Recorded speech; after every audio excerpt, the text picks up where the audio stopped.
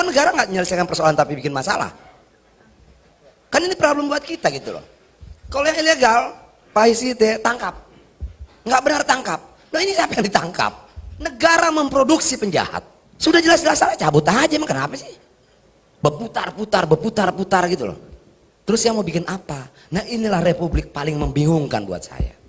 Petani sudah keluar sertifikatnya 2016 sampai hari ini tidak pernah pegang fisiknya. Masalah. Semua masalah.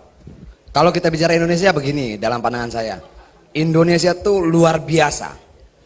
Kekayaan alamnya luar biasa, tambangnya luar biasa. Saking luar biasanya Indonesia bisa menjadi penentu di dunia ini. Menentukan apa? Menentukan banyak hal. Kalau kita mau mengurangi perang, kurangi aja produksi tambang kita. Mereka punya senjata tapi tidak punya peluru. Bahkan kalau kita mau mengatur usia pernikahan di negara-negara Eropa, gampang. Stop aja produksi emas, nggak punya cincin kawin mereka. Artinya sedemikian hebatnya lah tambang kita. Tapi problemnya di mana-mana. Di sana problem, semuanya problem. Sumber masalahnya di mana? Ya di sini nih. Di sini. Ada polisinya, ada Gakum KLHK-nya, ada SDM-nya, ada saya. Yang juga bagian dari problem ini. Jadi sekarang semua pembuat masalah ini berkumpul membicarakan masalah di luar yang dia buat sendiri. Kenapa saya bilang seperti itu? Iup keluar. Ini contoh-contoh kecil ya. Iup keluar. Harus izin IPPKH. IPPKH-nya habis. Iupnya sudah keluar. RKB keluar. Lalu orang sudah keluar uang miliaran ngurus Iup, keluar uang miliaran ngurus RKAB, ngitung sana ngitung sini gitu, nggak bisa nambang. Jadilah pelakor. Penambang lahan koridor. Nggak punya dokumen, dia panggil dokter, dokumen terbang. Segini kompleksnya lah problem kita. Lalu kita mau uraikan dari mana? Yang paling bersalah menurut saya ya DPR. Karena dia punya kewenangan tertinggi mengawasi seluruh kementerian dan lembaga. Tapi mau bagaimana teman-teman kita di sana juga? Ya begitulah kira-kiranya. Nah, apa? Contoh lain Mandiodo misalnya. Tadi disampaikan oleh Pak Irisite itu bicara soal illegal mining. Itu gampang, tangkap aja. Yang ilegal mah tangkap aja gitu loh. Illegal mining, ilegal yang lain tangkap. Yang problem seperti Mandiodo. Mandiodo ini ada 11 pemegang IUP. Melawan Antam yang juga pemegang IUP. Oke, IUP yang 11 siapa yang keluarkan? Negara. IUP Antam siapa yang keluarkan? Negara. Jadi problemnya siapa? Tambang, bukan negara problemnya. Nah bagaimana menyelesaikan ini? Orang bisa bicara sejarahnya begini enggak? Saya tidak mau bicara detail. Yang mengeluarkan IUP 11 perusahaan tambang ini siapa? Negara. Mau namanya bupati, camat, gubernur, nggak penting. Tapi siapapun dia, negara. Lalu ada lagi IUP Antam, dia negara juga. Kok negara nggak menyelesaikan persoalan tapi bikin masalah? Kan ini problem buat kita gitu loh.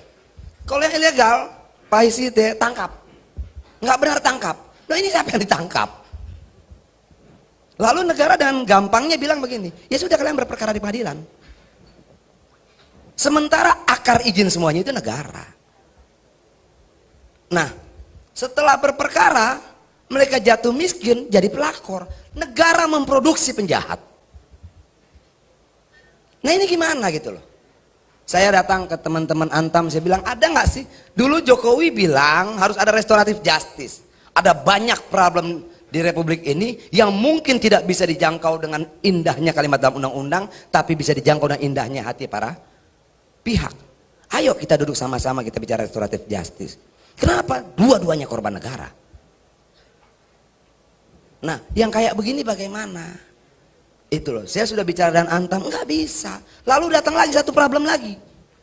PT Lawu, ada Perusda, ada perusahaan dari Jakarta. Problem baru muncul lagi. Yang 11 belum selesai, nambah lagi. Bisa nggak sih kita duduk bareng-bareng kalau soal-soal kayak begini? Bicarakan saja.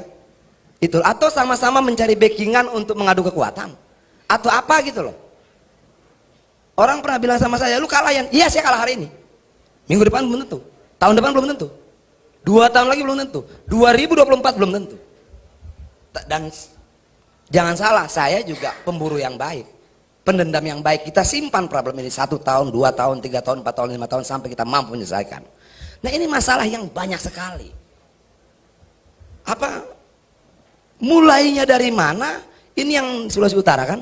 Ya tadi ini Erwin Usman ini tim saya terkait tambang, mantan walhi tahun 2001, 2002 hampir buta mata sebelah kanannya karena bertarung soal kasus tambang di Newmont. Ini juga problem. Sudah jelas-jelas salah, cabut aja, emang kenapa sih? Berputar-putar gitu loh. Kemarin ada orang hubungin saya, Bang, ada Iup dan Wiup, beda titiknya, beda tempatnya. Yang ngeluarin siapa ya? Ini SDM. Lalu saya mau bantuin, ada KPK, bingung kita. Kenapa? Karena definisi korupsi memperkaya diri sendiri dan atau orang lain. Jadi kalau dia pengusaha tambang, mentok kemana-mana, datang ke saya bingung mau buat apa.